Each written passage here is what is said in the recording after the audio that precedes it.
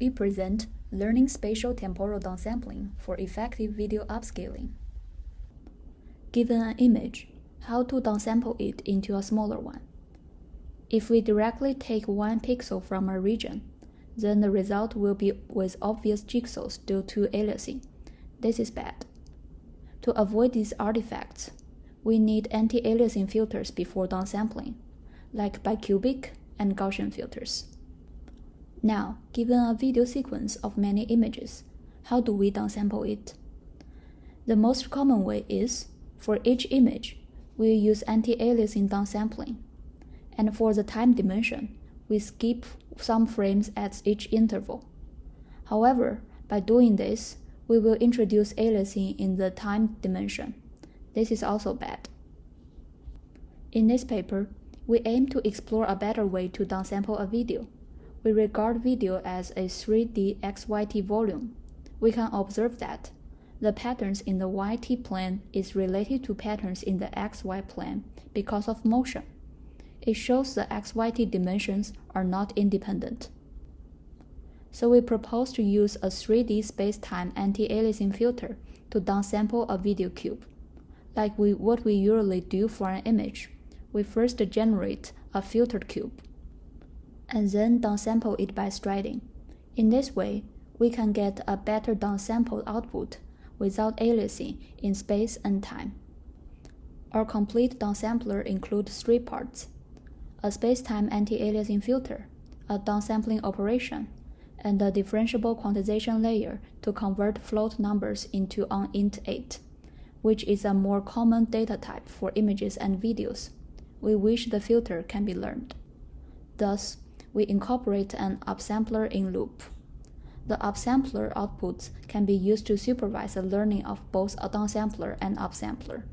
Ideally, the reconstruction result should be consistent with the input video.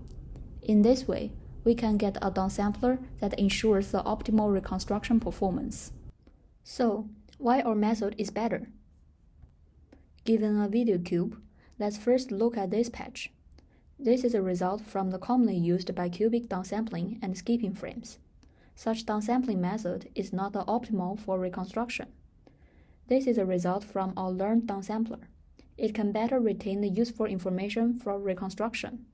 Please look at the region pointed by the arrows.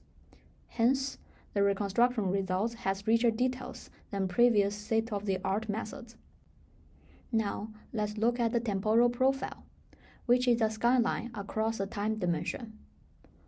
Our space-time downsampler can keep a better temporal textures, as shown in the regions pointed by the arrows. Thus, our method can reconstruct better motion patterns. We will show more visual comparison with previous methods. This is a calendar video from VID4. We are going to upscale it by 4 times in space and 2 times in time. Compared with previous state-of-the-art space-time super-resolution method, our method reconstructs much better textures with vivid details. Our framework has many potential applications. For example, it can be used on efficient video storage. We can downsample a video to smaller size and store it or transmit it for later reconstruction. For this application, we care about how much data is saved and how will this influence the reconstruction performance. So, we plot it. The x-axis is a percentage of pixels kept in the downsampled representation. It is plotted in log scale. And y-axis is the reconstruction PSNR. This line is almost linear, which shows a trade-off between the downsampling ratio and reconstruction quality. If we regard motion blur as a special case of space-time anti-aliasing filter, we can say that our upsampler can be used for blurry frame reconstruction. Given an input video with severe motion blur, our upsampler can decode slow motion and clean video from it. Besides, the space-time pixel shuffling allows us to freely resize a video in space and time. Here are 3 examples of converting 20 fps to 24 fps, which is 1.2 upscaling in time. The generated frames are natural in motion transition and with vivid textures.